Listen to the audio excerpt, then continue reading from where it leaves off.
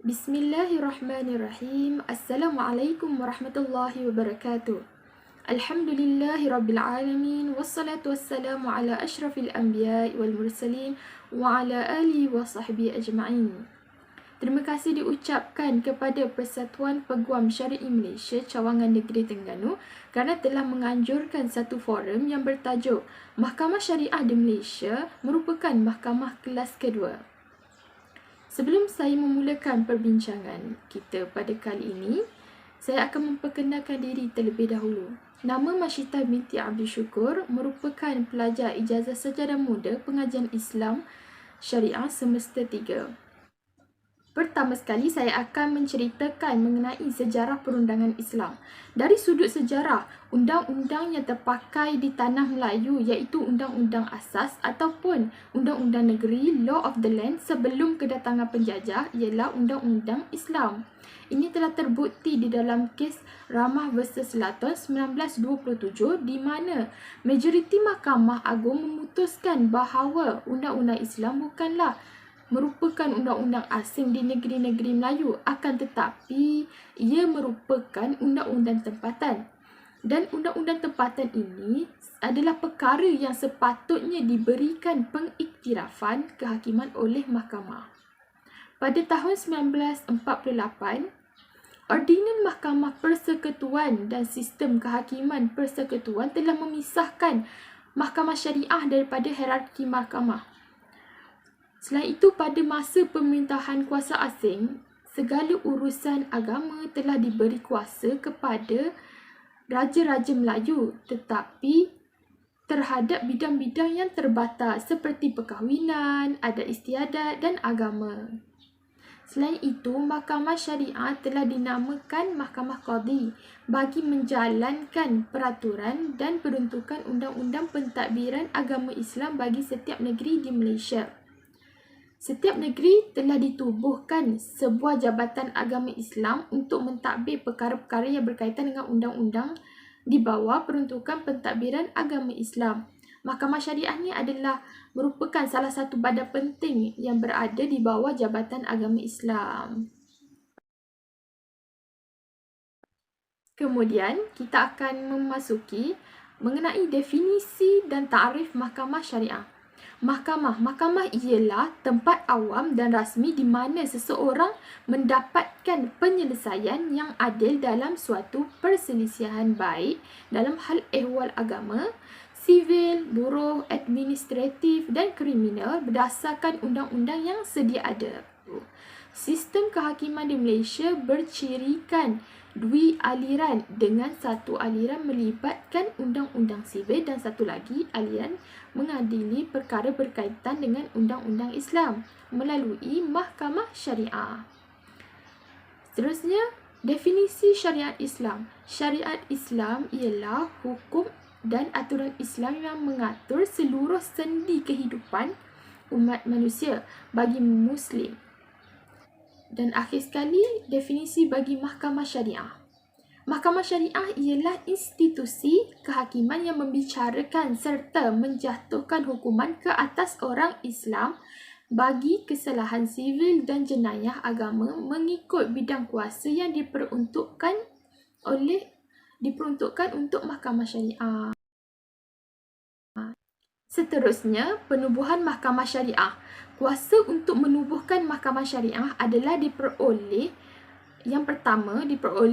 dari Perlembagaan Persekutuan Senarai 2 Jadual ke-9 Senarai Negeri, iaitu di bawah kuasa Perlembagaan Persekutuan, Badan Perundangan Negeri telah diberikan kuasa untuk mentadbir undang-undang Islam dan semua hal ehwal Islam di negeri masing-masing, kecuali wilayah persekutuan yang diletakkan di bawah persekutuan. Pihak berkuasa negeri akan mewujudkan akta ataupun enakmen ataupun ordinan pentadbiran Islam negeri, dan di bawah akta tersebut Mahkamah Syariah telah ditubuhkan. Serentak dengan itu juga, di bawah akta tersebut diperuntukkan juga bidang kuasa dan juga pegawai-pegawai mahkamah yang akan mengendalikannya. Mahkamah Syariah ni terdiri daripada tiga peringkat. Yang pertama, Mahkamah Syariah Mahkamah Rendah Syariah. Yang kedua, Mahkamah Tinggi Syariah. Dan yang ketiga, Mahkamah Rayuan Syariah. Bidang kuasa Mahkamah Syariah telah berlaku secara eksklusif setelah berlakunya pindaan perkara 121/1A Perlembagaan Persekutuan, iaitu telah memberikan pengasingan kuasa di antara institusi kehakiman sivil dan Mahkamah Syariah. Yang mana sebelum ini Mahkamah Sivil secara bebas mencampur tangan dalam bidang kuasa Mahkamah Syariah. Setelah pindaan, Mahkamah Syariah menjadi badan yang bebas dan eksklusif dalam menjalankan urusan penghakiman tanpa perlu skeptika kepada campur tangan Mahkamah Sivil lagi. Pengasingan bidang kuasa ini adalah bertujuan untuk menyelesaikan konflik undang-undang di antara Mahkamah Sivil dan Mahkamah Syariah. Begitu juga dengan Akta Mahkamah Syariah Bidang Kuasa Jenayah 1965 telah menghadkan bidang kuasa jenayah terhad kepada maksimum 3 tahun penjara, denda RM5,000 atau 6 sebatan atau gabungan mana-mana hukuman. Mengapa tajuk Mahkamah Syariah merupakan mahkamah kelas kedua ni harus dibincangkan? Hal ini kerana terdapat beberapa dakwaan yang kurang enak didengar mengenai Mahkamah Syariah ini. Tapi bagi saya tidak bersetuju mengatakan bahawa Mahkamah Syariah ini adalah mahkamah kelas kedua. Hal ini kerana Islam merupakan agama yang sempurna yang mencakupi semua bidang kehidupan manusia, termasuklah bidang kehakiman. Kehakiman merupakan satu badan yang sangat penting dalam kehidupan manusia. Ia bertujuan adalah untuk menegakkan keadilan dan mencegah kezaliman sesama manusia. Bukannya ia memberikan kemudaratan kepada manusia. Ia bermula sejak awal kewujudan manusia, iaitu zaman Nabi Adam AS. Firman Allah dalam surah Al-Baqarah ayat 30. Ingatlah ketika Tuhanmu berfirman kepada para malaikat, sesungguhnya aku hendak menjadikan seorang khalifah di muka bumi. Lalu mereka berkata, mengapa engkau hendak menjadikan khalifah di bumi itu orang yang akan membuat kerosakan padanya dan menumpahkan darah? Padahal kami sentiasa bertasbih dengan memuji engkau dan menyucikan engkau. Allah pun berfirman, sesungguhnya aku mengetahui apa yang tidak kalian ketahui. Surah Al-Baqarah ayat 30. Allah telah mengutuskan para nabi antara lain adalah untuk menyelesaikan perselisihan yang berlaku di kalangan umat Islam berdasarkan perundangan yang telah diturunkan oleh Allah Subhanahu Wa Taala melalui kitab-kitabnya. Baik, seterusnya saya akan memberikan apakah dakwaan-dakwaan yang mengatakan Mahkamah Syariah ini merupakan mahkamah kelas kedua. Terdapat pelbagai dakwaan yang dilemparkan terhadap kedudukan undang-undang syariah di Malaysia. Pada umumnya, saya akan menyatakan 3 dakwaan di sini. Yang pertama, Mahkamah Syariah ni dilihat tiada kekuatan untuk bersaing dengan Mahkamah Sivil kerana Mahkamah Sivil masih lagi boleh mencampuri dan mengatasi penghakiman di Mahkamah Syariah walaupun terdapat pengasingan kuasa setelah pindaan 121/1A Perlembagaan Persekutuan. Konflik undang-undang di antara dua mahkamah ini telah menjadikan Mahkamah Syariah tidak bebas dan tidak eksklusif dalam membuat penghakiman. Okey, dakwaan yang kedua pula telah mengatakan perundangan syariah hanyalah dibuat di bawah Badan Perundangan Negeri sahaja, manakala Mahkamah Sivil dibuat di bawah Perundangan Persekutuan.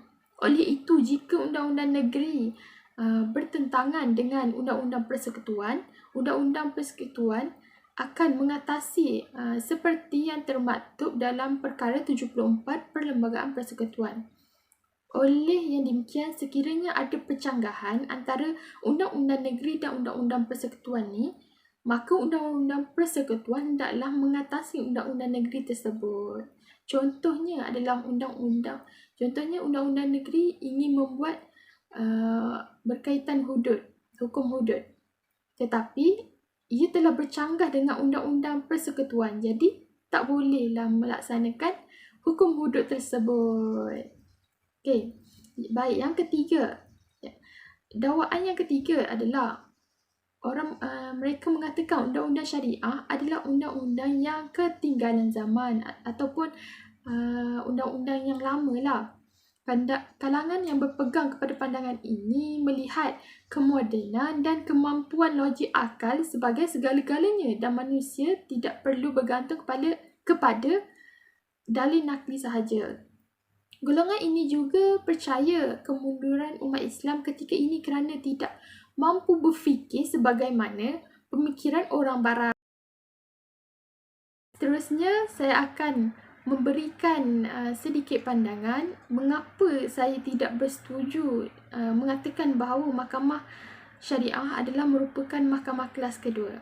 Okay, baik. Yang pertama, kerana prinsip keadilan yang diguna pakai. Prinsip keadilan yang diguna pakai di mahkamah sivil yang berkaitan dengan orang Islam merupakan konsep keadilan yang berbeza dengan prinsip keadilan Islam yang berasaskan kepada wahyu Allah. Manakala keadilan Inggeris ataupun perundangan sivil ni merupakan konsep yang timbul daripada pemikiran hakim serta penggubal undang-undang yang tidak bersifat holistik. Yang kedua, mengapa saya tidak bersetuju mengatakan mahkamah syariah ni merupakan mahkamah kelas kedua? Kerana kedudukan mahkamah syariah sepatutnya menjadi lebih berkuasa dalam perkara yang berkaitan dengan orang Islam selepas pindaan dan penambahan perkara 121-1A Perlembagaan Persekutuan yang telah dibuat. Jadi perkara 121-1A ini merupakan satu penetapan perlembagaan kepada kuasa mahkamah syariah yang mana ia menjadikan platform eksklusif dalam memutuskan kes yang berkaitan dengan orang Islam.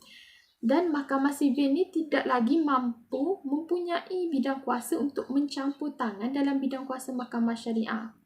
Pindaan perkara 121-1A ini juga telah berjaya memberikan pengiktirafan semula kepada mahkamah syariah yang sepatutnya selaras dengan peruntukan perkara 3-1 Perlembagaan Persekutuan tentang Islam adalah agama persekutuan. Hasil daripada perbincangan kita sebentar tadi, saya tidak bersetuju bahawa mahkamah syariah adalah mahkamah kelas kedua atas faktor semua perundangan Islam menggunakan dalil-dalil dari sumber yang berautoriti dan sahih, iaitu Al-Quran, As-Sunnah, Ijma', Qiyas, Masalih Mursalah dan Maqasid Syariah. Faktor lain juga disebabkan adanya pindaan perkara 121-1A Perlembagaan Persekutuan, iaitu telah memberikan pengasingan kuasa di antara institusi kehakiman sivil dan syariah. Menurut Dr. Aziz Bari, menyebut undang-undang Islam terbatas bidang kuasanya kerana perkara 4-1 Perlembagaan memperuntukkan mana-mana undang-undang yang bercanggah dengan Perlembagaan Persekutuan akan terbatal setakat mana berlakunya percanggahan. Akhir kalam, marilah kita sama-sama berdoa dan berharap agar kelemahan dan kekurangan pelaksanaan dalam perundangan syariah ini di negara kita dapat dipertingkatkan dari masa ke semasa.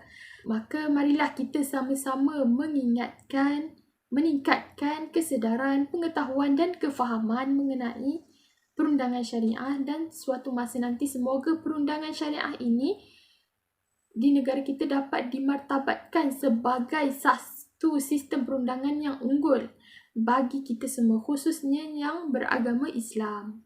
Hakikatnya perundangan syariah bukanlah perundangan kelas kedua, tetapi mestilah lebih diarus perdanakan dan bertindak dengan tindakan. Sekian saja daripada saya. Mohon maaf jika ada salah silap dalam berkata.